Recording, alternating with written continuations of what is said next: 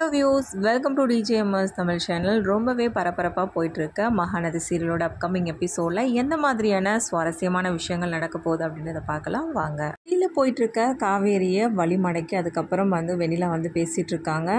நீ தான் என்ன ஹோம்லேருந்து கூட்டிகிட்டு வந்தியா, அதுக்கப்புறமா அதுக்கு தேங்க்ஸ் சொல்கிறது மட்டும் இல்லாமல் விஜய் விட்டு விலகி போக சொல்கிறாங்க, டிவோர்ஸும் கொடுக்க சொல்கிறாங்க.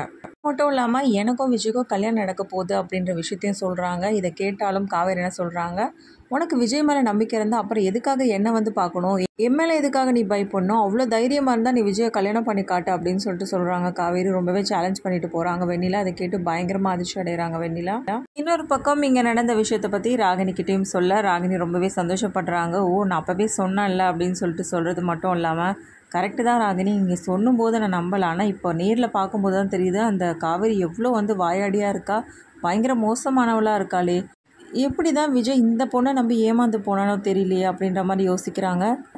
இது எல்லாத்தையுமே கேட்டு உள்ளுக்குள்ளே இருந்து சிரிச்சிட்ருக்க வெண்ணிலாவை பார்த்து சொல்கிறாங்க, அதுக்கு தான் நான் சொல்கிறேன்ல, விஜயை நீ தான் காப்பாற்றணும் வெண்ணிலா. இந்த காவேரி ரொம்ப மோசமானவ, அவகிட்ட இருந்து நீ தான் எப்படியாவது விஜயை காப்பாற்றணும் அப்படின்னு சொல்கிறத கேட்டு ரொம்பவே பதட்டம் அடைகிறாங்க வெண்ணிலா. அதுக்கப்புறமா அன்பரசு வராங்க. அன்பரசு என்ன பிளான் போட்டிருக்காங்க அப்படின்றதையும் சொல்கிறாங்க. உங்கள் அம்மா அப்பாவை மேலே அனுப்ப முயற்சி பண்ணது நம்ம விஜய் தான் அப்படின்றது ஒரு பொய் சொன்னால் போதும், அதுக்கப்புறமா இந்த கல்யாணம் நடத்துகிறோம் அப்படின்னு சொல்லிட்டு வெண்ணிலா சமாதானப்படுத்துகிறாங்க.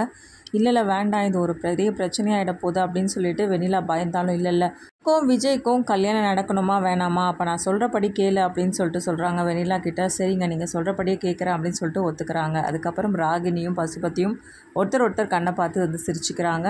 ஒரு பக்கம் காவேரி மூலயமா நடந்த விஷயங்கள் எல்லாமே விஜய்க்கு தெரிய வருது. என்ன சொல்கிற காவேரி அப்படின்னு சொல்லிட்டு சொல்கிறது மட்டும் இல்லாமல், சரி காவேரி, இதை நினச்சி உன்னோட உடம்ப நீ கெடுத்துக்காத, நீ ஃப்ரீயாக விட, நான் பார்த்துக்கிறேன் அப்படின்னு சொல்லிட்டு விஜய் பேசுகிறாரு.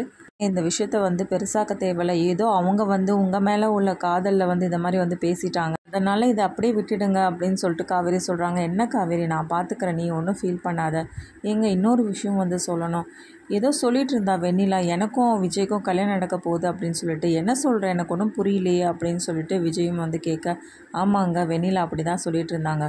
என்ன நினச்சிட்ருக்கா அவன் மனசில், என் வீட்டில் உட்காந்துட்ருக்கிறதே அது தப்பு, இது இல்லாமல் எனக்கும் அவளுக்கும் கல்யாணம் நடக்க போகுதுன்னு சொல்லியிருக்காளா, அவளை என்ன பண்ணுறேன் பாரு அப்படின்னு சொல்லிட்டு விஜய் ரொம்பவே கோவத்தோடு பேசுகிறாரு. ஏங்க அதெல்லாம் வேண்டாம், நீங்கள் ஃப்ரீயாக விடுங்க, நம்ம அப்புறமா பார்த்துக்கலாம் அப்படின்னு சொல்லிட்டு காவேரி ஃபோன் வைக்க, அதுக்கப்புறமா விஜய் ரொம்பவே கோவத்தோடு என்ன பண்ணுறாரு, வீட்டுக்கு போயிட்டு வெண்ணிலான்னு சொல்லிட்டு கத்துறாரு. என்னாச்சுப்பா அப்படின்னு சொல்லிட்டு தாத்தா கேட்கறதன் மூலிமா நடந்த எல்லா விஷயத்தையும் பற்றி தாத்தா கிட்ட சொல்ல, தாத்தா என்னப்பா சொல்கிற, அந்த பொண்ணா இப்படிலாம் பேசிச்சு அப்படின்னு சொல்லிட்டு ரொம்பவே ஆச்சரியமாக கேட்குறாரு. அதுக்கப்புறம் வெண்ணிலாவும் இறங்கி வராங்க. வெண்ணிலா கிட்ட நடந்த விஷயத்தை பற்றி கேட்குறாங்க.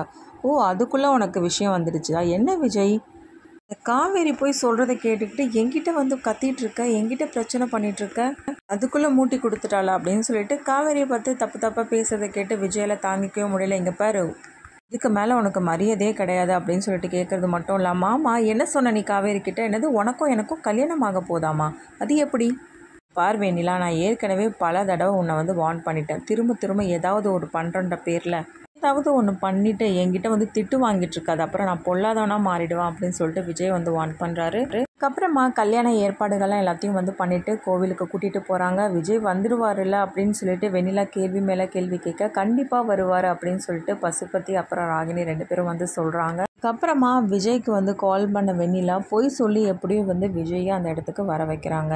இங்கே வந்ததுக்கப்புறமா உண்மையை தெரிஞ்சுக்க, அதுக்கப்புறமா வெண்ணிலா கழுத்தில் தாலி கட்ட சொல்லி ப்ரெஷர் பண்ணுறாங்க. விஜயும் மறுக்க, அதுக்கப்புறமா வெண்ணிலாவோட அப்பா அம்மா இறந்ததுக்கு நீ தான் ஒரு காரணம், நிம்னால தான் அப்படின்னு சொல்லிட்டு காரணத்தை காட்டி என்ன பண்ணுறாங்க, பிளாக்மெயில் பண்ணுறாங்க. விஷயத்த அன்பரசு சொல்கிறது கேட்டு பயங்கரமாக கோவமடைகிற விஜய் என்ன பண்ணுறாங்க, அன்பரசோட சட்டையை போய் பிடிக்கிறாங்க. அன்பரசு இந்த இடத்துல தாக்கப்படுறாரு. ப்ரெஸ்ஸில் உள்ளவங்களும் மாறி மாறி விஜயை பார்த்து கேள்வி கேட்குறாங்க, இந்த மாதிரி நடந்து போச்சு அப்படின்னு சொல்லிட்டு. பிரச்சனை கைமீறி போனதால் இதுக்கப்புறமா விஜய் காவேரி கர்ப்பமாக இருக்காங்க அப்படின்ற உண்மையை போட்டு உடைக்கிறாரா இல்லையா, எல்லாமே தெரிஞ்சுக்கலாம். அதுக்கு மறக்காமல் நம்மளுடைய சேனலை சப்ஸ்கிரைப் பண்ணிக்கோங்க, கூடவே இருக்க அந்த பெல் ஐக்கனும் கிளிக் பண்ணிவிடுங்க, அப்போ தான் நான் போடுற அடுத்தடுத்த வீடியோஸ் உங்களுக்கு நோட்டிஃபிகேஷனில் வரும். ஓகே வியூஸ், தேங்க்ஸ் ஃபார் வாட்சிங் திஸ் வீடியோ.